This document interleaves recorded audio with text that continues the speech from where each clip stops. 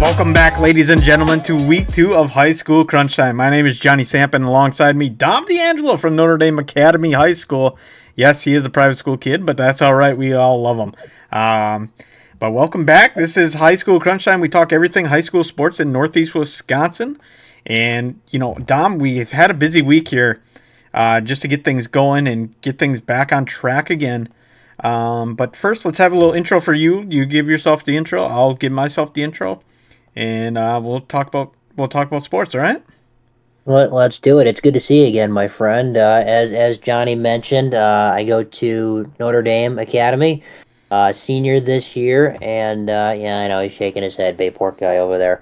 But yeah, I've been the sportscaster there for the last 3 years, and things have kind of kept elevating. I've done play-by-play, or at least some sort of coverage for close to everything, and I'm checking off everything off that list this year.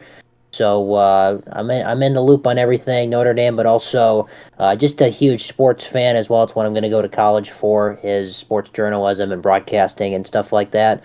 So when Johnny pitched this idea to me to do a podcast together, it was a no-brainer. So once again, thank you for inviting me, pal.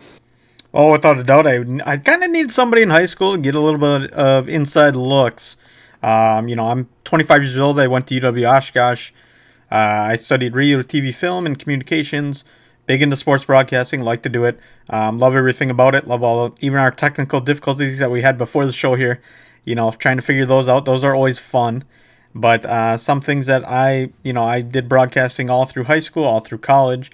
And I just like doing it. I like high school sports a lot. I think they're a lot of fun. Good competition, everything else like that.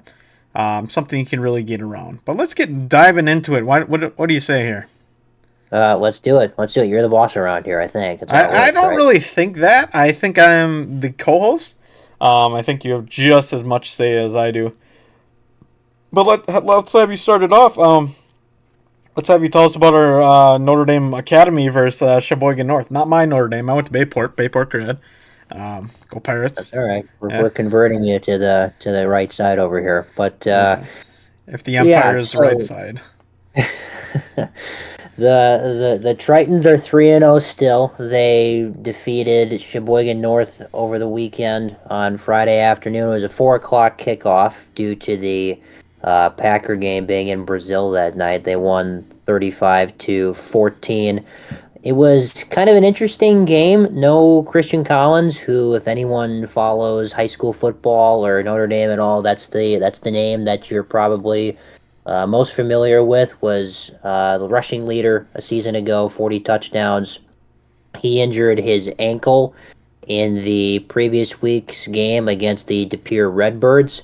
So he was a no-go on Friday. So it was a little bit different of an offensive attack. They really had a two-headed monster in the backfield. Kingston Allen had 27 attempts, and Jack Collins, the twin brother of Christian, had 20 attempts in his own right, and they combined for over 200 yards of offense and 4 total touchdowns. So really, the two bell cows of this offense for this week, in a game that Sheboygan North held the lead for a long stretch. It was 14-7 for a vast majority of the first half. It was tied 14 apiece at halftime. And then the Notre Dame defense really tightened things up. Alex Syak and Caden Kiefert each had an interception. James Flanagan and Asa Poyster each forced a fumble. So they were very opportunistic on defense. They only allowed 82 yards of total offense in the game. So, without their go-to guy, this was really a huge win, because Sheboygan North was 2-0 coming into this game, much improved from a season ago. I think we talked about that last week. So this was a big one. It was kind of weird with the scheduling going on. 4 o'clock kickoff, you don't see a lot of those. So this was a big time win, and the game balls certainly go to the two running backs, Allen and Collins. And we do have some highlights from that big Kingston Allen run. I think it was 65 yards. Pretty much straight down the center of the field. I mean, that's a beautiful run. Nothing you can say about that. Notre Dame defense, once again, last week we talked about them. Their defense has been kind of their focal point, if I would say. Kind of like, one thing you remember about Notre Dame football is going to be their defense, just like their hockey is. They're very composed.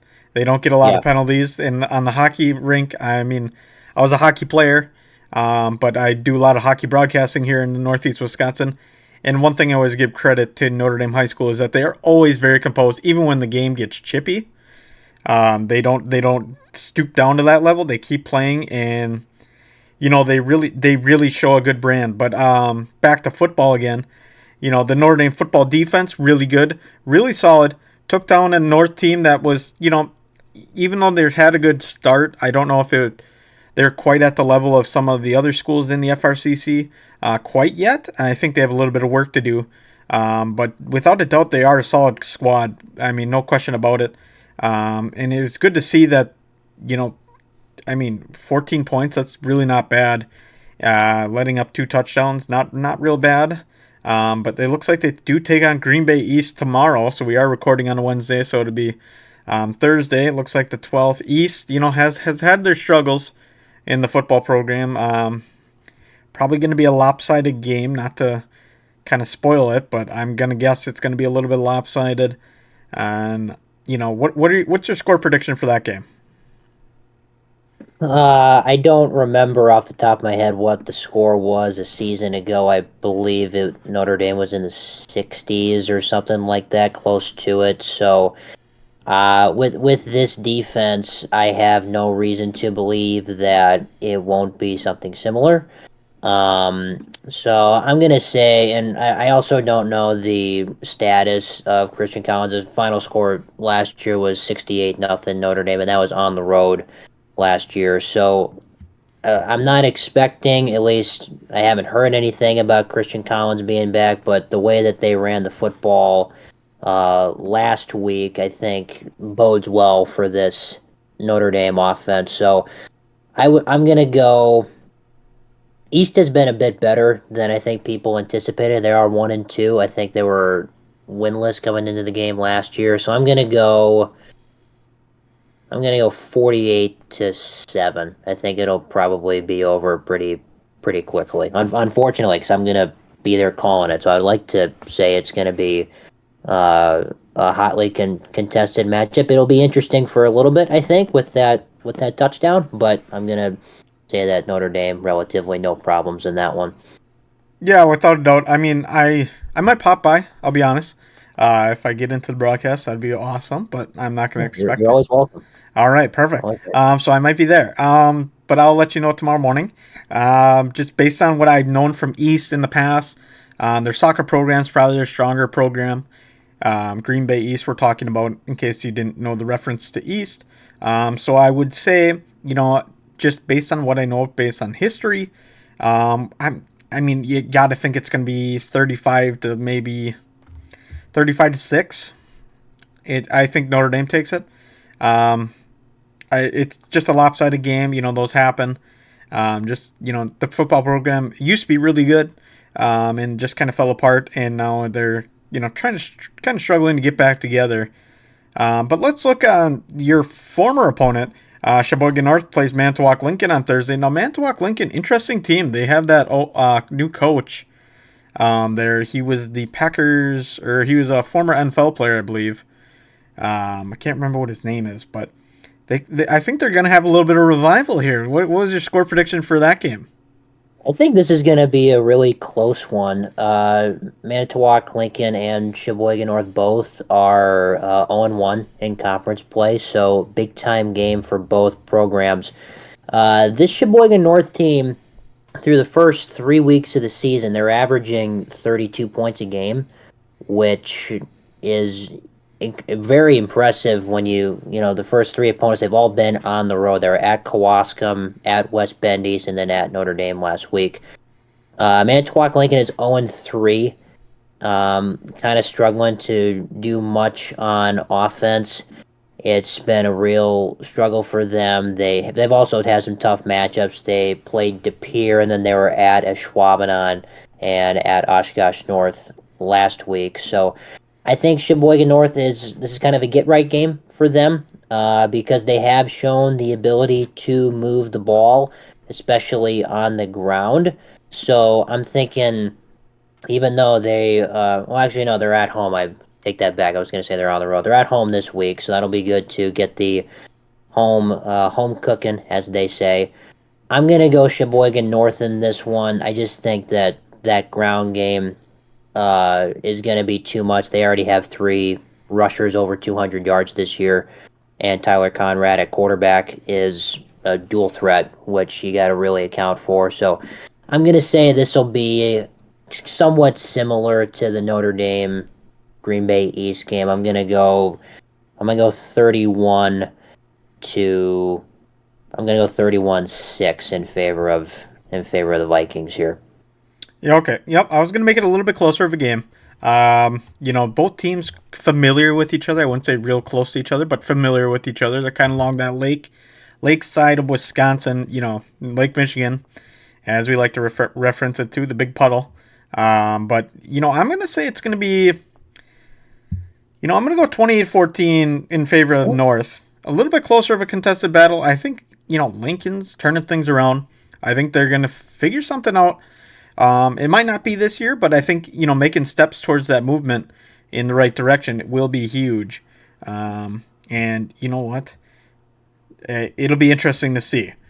Now let's keep moving on. Let's keep looking down. We're talking about all kind of FRCC, FVL teams. So next up, we got Kimberly, the number 2 seed. I mean, always a dominant team. But they got Fond du Lac at Friday. Now Fond du Lac was a powerhouse a few years ago. They were really good. I think that was 2020. And they were expected to be like the state champions. They were really good. They didn't lose a game. They won by like 4 touchdowns. I remember I was doing broadcasting down in Fond du Lac, but I did the St. Mary Spriggs side of things. But the program has since kind of recessed a little bit. They've gotten a little bit worse. I wouldn't say, just haven't been able to put up the numbers as that team once did. But, I mean, still a solid squad. I mean, let's talk about Kimberly here. Like we said last week, they defeated Oshkosh West 49-0. Not much mercy there. Braden Elson, 112 yards, 1 TD. Cam Wong, 90 yards, 2 TDs. So they, played different guys. Keegan Plow, 6 carries, 119 yards, 1 TD. Brady Bell, 60 yards, 3 TDs. My goodness, you get the golden sombrero almost in baseball, but Pretty cool. that's the opposite way. And then Fond du Lac is 0-3 right now. Just putting things out there. But is there any? Is there any chance Fond du Lac upsets Kimberly? It's gonna be tough. It's gonna be really tough. I was looking at some numbers earlier this week, and I think just based off of recent history, you got to go with Kimberly here. They defeated a really good Bayport squad in week 1, 35-14. Um, and that's no small feat. They were at Bayport in that game, and they came in and they just imposed their will, especially on the line of scrimmage. So Fond du Lac, to say the least, has their work cut out for them. I know they're 0-3. Things are seemingly taking a little bit of a turn for the better, which is a good sign. They've played some close games here early in the season, which is real positive. First home game for them, and it's against one of the best schools in the state. So I'm expecting, or I would anticipate, a full student section for that one there. But I think at the end of the day, that ground game that you mentioned is just going to be a bit too much for them to overcome. So Kimberly should, no pun intended, run through Fond du Lac in a relative, easier kind of game, just because their offensive line is so good. They're going to be pushing back into the secondary for most of the night. Yeah, and I mean their run game, their pass game, whatever they need to do, they do it. Kimberly, one of the top schools. They have I'm gonna argue one of the weirdest logos in all of the state of Wisconsin. It's what is it, a wasp or a bee with a Something. sweater So on, and it's called a paper maker. And I think there is a paper maker bee, but it's like really irrelevant. But they play really good ball every single year. You got to give them a lot of credit. Um, and I just don't see them losing again. Yes, it is going to be a road game, I believe, in Fond du Lac. So even with that, I don't think conditions are going to matter. They came to Bayport. They showed them who's boss. And I mean, they just continue to be dominant. But not much to say. Kimberly just kind of keeps moving up, keeps holding steady. Um, and it'll be interesting to see because, like that top five, you have like the Muskego teams. You have a couple others there. And it'll be interesting to see if one of them slips up and Kimberly bumps up a little bit. Because they are at 4 right now, or at 2. But I wonder if they can get that one spot, which will be really interesting to see. I mean, just to see if they can get the one spot and actually hold it, because it's not necessarily like pro football rank or college rankings. We have a little bit less of a metric system going into that for the WIAA, but it is interesting to see where teams end up at the beginning of each week. Now, number 12, Neenah at Kaukauna on Friday. That's going to be a big one. Is that the game of the week, or did we know if that's the game of the week? That's what I would pick to be the game of the week, I think. I Right? think this one will be the closest to an upset. I agree with that. Yeah. I think Kaukauna is a solid squad. I call them the Galloping Ghosts, or that's what they're called, right? Yeah. Yep. Yeah, I can't remember. Their mascot screws me up. But I think the Galloping Ghosts can beat the Rockets. I think they have a chance. They have a productive offense, high firing offense. They gave you guys a good run for your money. Yeah. We did. Not saying that you guys are quite at the level I would say. I mean, maybe you are. I haven't watched you guys this year, but maybe at the level that Neenah is D1 school versus you guys are D3 football. Yeah. But, if there is a team that to upset, I think Kaukauna could really spoil some brackets here and have a real opportunity. I mean, they got nothing to lose. I mean, what do you have to lose if you're going up against Neenah, a number 12 team in the state, and, really kind of another powerhouse in the system here in Northeast Wisconsin. Yeah, it's a home game for Kakana, so that's going to help out. Both of these teams have more or less. I know Kakana's 2-1. In their last two matchups, have really steamrolled their opponents. Kakana beat Hortonville 35-7 last week. Neenah destroyed Appleton East 42-0. So they're both riding on highs in coming into this one. And I think what I'm most interested to see, mainly when it comes to Kaukauna, is how is this offense going to look? It struggled in the first game against Notre Dame, but then the last 2 weeks they've put up 35 points, and they've looked really impressive doing it. So Ron Schaefer, their quarterback, has had a really nice start to the season. He had 4 touchdowns last week, 2 interceptions, which is something to maybe watch out for against a really good Neenah team. Can't turn the ball over. And then he had 53 yards on the ground for another touchdown. The key for me in this game, Johnny, is going to be how do the Galloping Ghosts stop that Neenah run game? Because that's where it all starts for them. Grant Dean for Neenah, 82 yards, 2 touchdowns. Dre Hannon, 66 yards, 2 touchdowns. That's where this game's going to be won, is can they contain the Neenah run game? They did a pretty decent job. I saw them week 1 against Notre Dame. They did a pretty decent job not allowing those home run plays to occur. And in their biggest win, at least in my opinion, of the season thus far against West De Pere in that instant classic that we discussed last week, Evan Ott from West De Pere only averaged 3.7 yards on the ground. So they've done a good job containing it throughout the first 3 games of this season, but this is a different animal. This is a different beast coming in here with this Neenah squad. So if they can stop that run game like they have been able to the first few games of this season, I think they got a really good chance of winning this game. And I'm going to tell you how they beat the Rockets right here. You got to gamble, and you're going to have to do run blitzes. The Rockets always got a good line. They've always had a good line. You're going to have to put pressure on that line, not let them get those downhill blocks. You're going to have to get the dogs up and let them off the leash. Let those guys run right at that running back. I'm not saying like Quay Walker run through the wrong gap and miss a guy. Not to be a knock on Quay. I love Quay. But I think if you're going to be aggressive here, this is a game to be aggressive. I think losing with a gamble is going to be better than winning or losing safely. Agreed. Because if you don't do it right now, Kaukauna is not going to be picked up in rankings. They're not going to be even looked at. But I think this is a real statement game for Kakon if they really want to make something happen here this week. And it's early in the season. Not to say one loss really kind of kills your ranking status, but you still make the playoffs at that point. So I think if I'm Kakon as head coach, I'm telling my defensive linemen and linebackers, be ready to blitz. Even if it's disguised blitz, because we know Neenah can go through the air. But you're going to have to disguise them. You're going to have to set guys back. And yes, I know high school and pro football, big difference in disguise schemes. High school, a little bit more basic. But have those guys knowing in their head that they're going to be trying to shoot a gap on run blitzes, and let Neenah think that they're going on a pass defense, trying to play a zone and just trying to hold that gap. But I think you got to send the dogs at them. And let the defense work. Offense is going to have to do the same exact thing. They're going to have to gamble. They're going to have to go through the air if things get uncomfortable.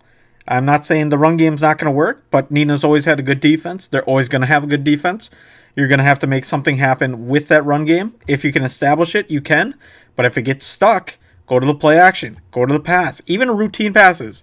Your screen passes. Your dump down and outs. Your dump passes over to the running back on a swing. Those are going to be helping open up that offense. Kakana, you guys have a real chance here, and I want to see you guys make something happen on this week and getting that big upset over Neenah. That would be so cool.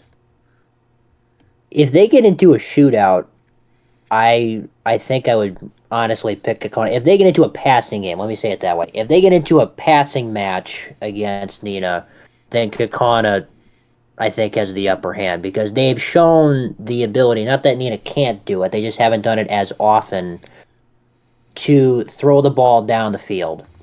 Parker Shue for Kakana, 262 yards on the season, 4 touchdowns already. Kayvon Wyenberg had 10 catches in the game last week. So Kakana has shown more wrinkles to their offense to this point in the season, where Neenah necessarily hasn't had to because they've been so dominant up front. But to your point, you might have to send that one over to Coach there about blitzing and stuff, because that could really cause problems. Can't hold it back at this point. You got to send it. You got a good team. You do not want to be the guy that holds them back. And you got to think too that there's no pressure on Kakana. No, it's a non-losing situation. I think it might be not losing for both sides because both teams are so good. That's what's going to make this such an amazing game, because one team's ranked 12, one's ranked 15. They're both 2-1, both lost tough games week 1. So from the Neenah side of things, it's like you're going into a tough place to play, really good team. If we win this game, they could be each team could play the underdog role in this game because Neenah's on the road. And Kakana is a very formidable opponent. And for Kakana, I'm sure they've seen and heard everything written about, Neenah's run game and their defense is so good. And, they're just going to go out there. They're at home, play loose, have a good time. So this is one, I won't get to be there. It's on Friday the 13th. Oh, bad luck. It's bad luck. Yeah, I was just thinking that too. So hopefully nothing, Don't walk tragic. Under a ladder or anything. No, let's not do that. So everyone stay safe in this one. But this is certainly the matchup of the week, at least in my eyes. I can't wait to see how this one plays out. Yeah, and I really think Kakana's got a real chance, like you said. They're good in the passing game. They know how to use it. And that's something that you got to explore the early weeks. You got to see what your team has. If you find that your team doesn't have a passing game, you're never going to go to it. But if you got secretly a passing game, this can throw a school, like a bigger school like Neenah totally off. And it'll be something that'll be interesting to see going forward. But, I'm just really excited for this one. I think Kakana's got a real opportunity to spoil something here. Given it's not a huge difference in rankings, it's not like an unranked team coming in, just totally upsetting, a ranked team. These are 2 ranked teams, 3 spots apart. But one's a D1 school, one's a D2 school. I believe they're D2. Kakana. Think so, yeah. So it's always a good feeling when I went to a D1 school, I wouldn't know what it feels like. But when you get a smaller school upsets a bigger school, that's a big deal. And I know teams really like to do that. And if I'm Kakona's coach, I'm gambling this week. I'm pushing in my poker chips, and I'm saying, you know what, the season's probably going to ride on this game. Let's get after it. Let's not try to lose safely. Let's try to win aggressively. And I think this Galloping Ghost team, really has an opportunity here. They played West Superior, I believe, week one. They had a good week. And it's just a team that's exciting to see making progress up the rankings and finally in the spot where they have a spoiler game. And it'll be something to see if they can do it. This game will not fully decide who wins the conference this year, but it's going to go a long way in shaking out those conference innings. I know Kimberly is still there too, but this, you talk about seeding and different things and where you're placed in the rankings, and then when we get to it in the postseason, uh, big time game here. So, like you said, it's you got to go out, you got to play loose, you got to have a sense of joy, I think, in this one too, because these are all high school kids. I'm still in high school. I would love to play in a game like this where everyone's watching you. You know how good that opponent is on the other side. You know how good you've got on your sideline. Let's go play ball. This is going to be an outstanding game. We kind of repeated points here, but that's how excited I think both of us are for it. And I don't know what I'm more excited for, to watch the game or to recap it with you next week. I'm excited to recap it. I'm going to hopefully get some video for that game. I Yeah. might even reach out. I don't know if you know the broadcast team for them at all, Kakana. If you do, I No, might reach out to the school. Um, I but know anyways, let's do a a buddy score of mine. prediction here. Okay, I here we want to go. hear a score. I'm gonna give you my score first, and I, Okay. I might be nuts, but I'm gambling on Kakana.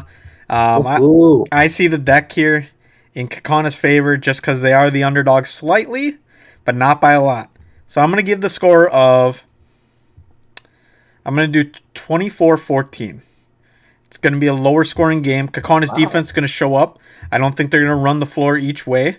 I don't think it's going to be a shootout, but I think it's going to be definitely a gambling kind of game. Actually, 24-17. Let me add 3 more points for Nina. 24-17. It's going to be, a one score game. Both sides are going to be playing competitive football. I think the defenses are going to be rock solid in this one. I think they're both going to be shooting for those running backs, those quarterbacks. If you're a quarterback in this game, I think you better get that ball out quick if you're doing anything drop back. If you're a running back in this game, get your head up, look down the field, try to find a gap to shoot through. I think right away, especially on the Kakana playing defense, they're going to try to fill those holes. They're going to try to bust those gaps. They're going to get inside your face, and Nina, just a bigger squad. They're going to try to, intimidate you a little bit. So I think Kakana, you got a big task this week. Don't lose me here. I think you guys can do it. Sorry, Nina, I got to go with Kakana. I want to see the underdog take it away. Let's hear your pick. I'll go the opposite way. I'm gonna go Nina 27-21. That's a I good score. think Yeah, I think that's gonna be really close up until the clock hits zero. I think the deciding factor in this game is going to be, I think that Nina's pass rush is going to find a way to make life tough for Braun Schaefer.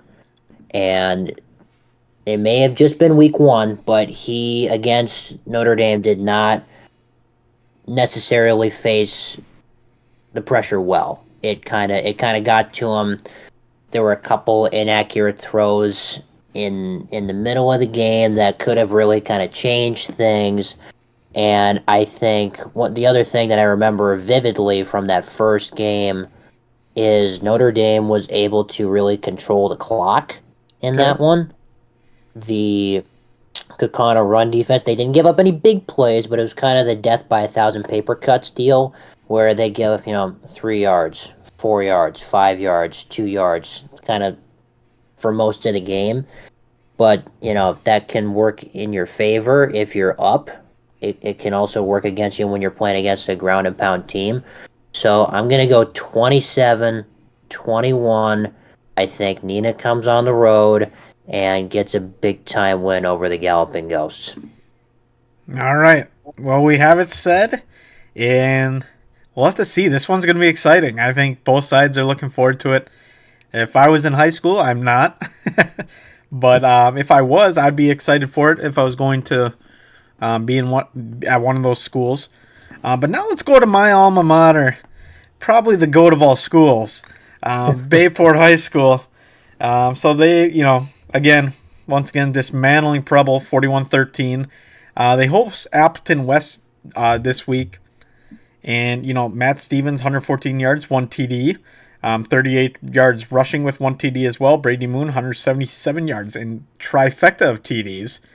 And then Mickey Jones, it looks like 1 interception. Nick Hawker and a couple others, you have a single sack on the game.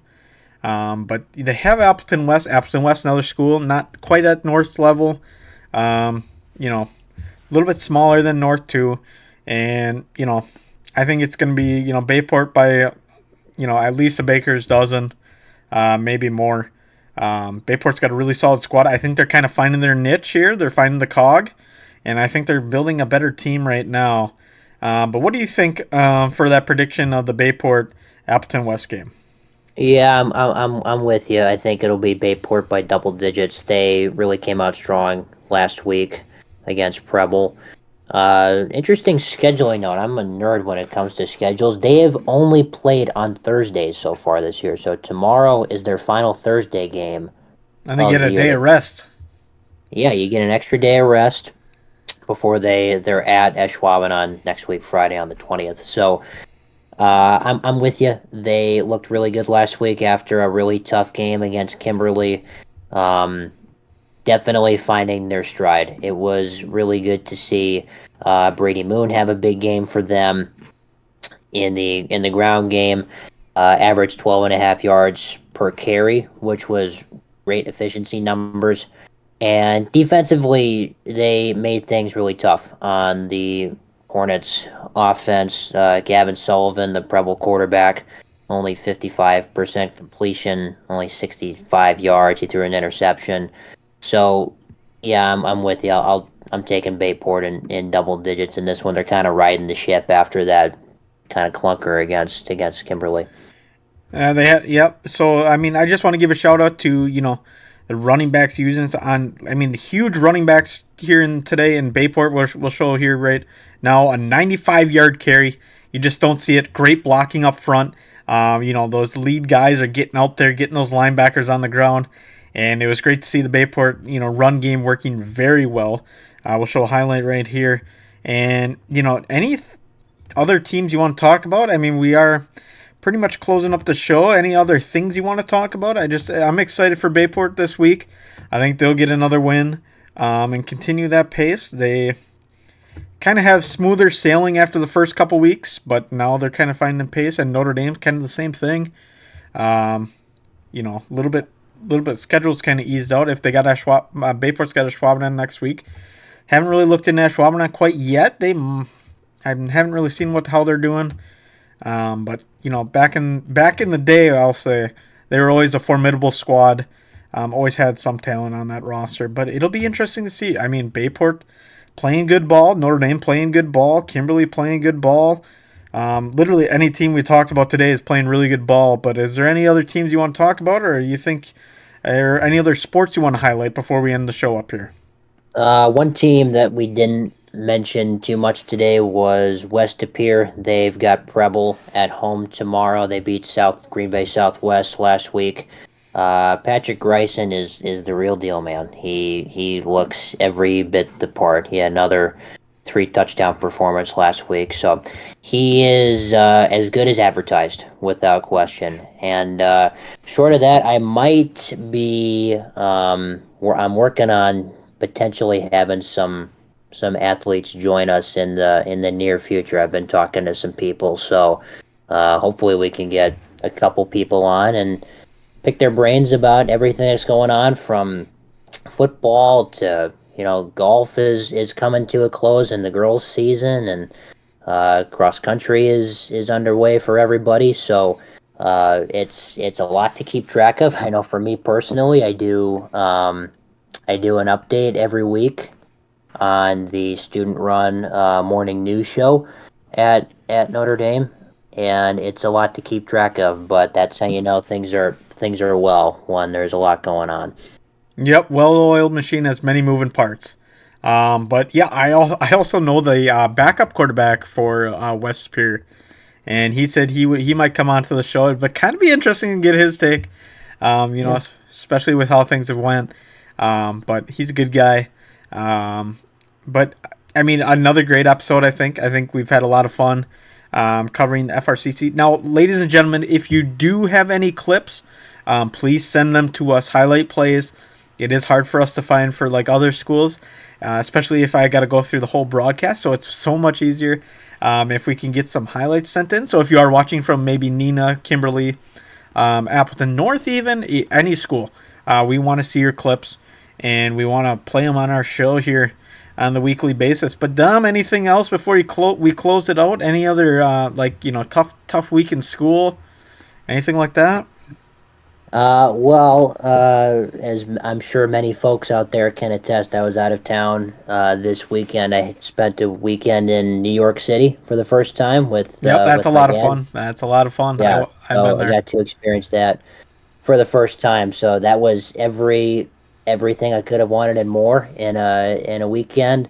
But certainly coming back, trying to get caught up on everything. I'm at a good spot now, thankfully, but um, coming back was kind of tough. You ever have this happen? You shut your computer for a few It happens days, all the time. Don't even I and then act you like you know open what up you're your talking. email. Yeah, and it's Yeah, hundred some odd emails that you got to look through. exactly. And so I'm almost through clearing everything out, but think I'll be, I'm not going anywhere anytime soon. So that's good. Everything is good, and we're off and rolling. This has become part of the weekly schedule, and I'm super excited about it. Now, just real quick question, sidebar, totally sidebar. Yeah. Did you go on the subway? No, I didn't What? actually. How can you not go on the subway? It's the best thing. They have like rats. You throw a pizza crust. They'll pull it to the side of the tracks. They're actually smart. Like the rats will The rat feel. before? They feel the tracks for the train subway coming, and then they all Uh-huh. scatter to the side. But they come out. People throw them like crusts of pizza and crap. Excuse me. I almost had a little. Family friendly show here, Yeah, pal. watch your profanity. But yeah, you throw them like a pizza crust. They'll come out from the side, and if there's a big thing, they'll have like one standing on the rail, and then they feel the train bumbling. When he runs, all the other ones run. It's actually impressive. They've come up with a system. They're smart rats there in New York City. I think what was maybe the most impressive thing was every single I mainly walked everywhere because everything we were staying like in the heart of the city pretty much. Every block that I walked on, you could not go anywhere without hearing Empire State of Mind by Jay-Z and Alicia Keys. It was everywhere. And to my surprise, when I think of New York, I think of the Frank Sinatra song, right? New Oh, York, the how whole old theme are with the, you? well, I'm an old man at heart. Oh yeah, I was gonna say, how old are you? So I was anticipating, especially like at Times Square at night, because that's what you see in everything, pictures, movies, whatever it is. I was thinking, okay, I'm gonna probably get pretty tired of listening to Frank Sinatra.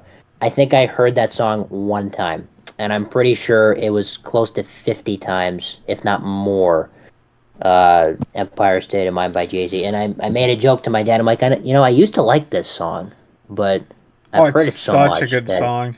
it's a phenomenal song, but when you hear it everywhere you walk, it kind of ruins the allure of it, you Did you know? go to any of the boroughs? Yeah, Brooklyn. yeah, yeah. So we took a stroll down there, yeah, to kind of see the bridge and everything going on down there. We didn't go into like Brooklyn or anything Oh, like you gotta that, go but into the boroughs next time. We went into the Bronx once. It was a sketchy situation. oh really? Yeah, it was a lot of fun though. A lot of fun to talk about it. But yeah, you gotta take a trip into the boroughs when you're there, man. We didn't take a trip into the boroughs, but we saw some colorful people Hmm. for sure. Yeah, just don't take a picture with Elmo. No, I did see how that works, and Yep, it's the costumes are not as impressive as I was hoping they would be. they're pretty But gross. yeah, it's a pretty weird thing. All right. Well, besides that, I think that'll close up another high school crunch time here with Dom D'Angelo. I'm Johnny Samp, and it has been another fantastic day. We hope you have a fantastic week. And if you do have any video clips or highlights that you'd like to send to us, be sure to tweet at us. Our Twitters are on the scroll bar down below, and or my Twitter is your I believe Instagram is. So then we got everything connected, and we'd love to hear from you guys. What do you guys want to see in the show? What would you guys add? Tell us. Give us feedback. We're always open to it. So let's have a great week, and good luck to all the teams playing high school football. Have a great night.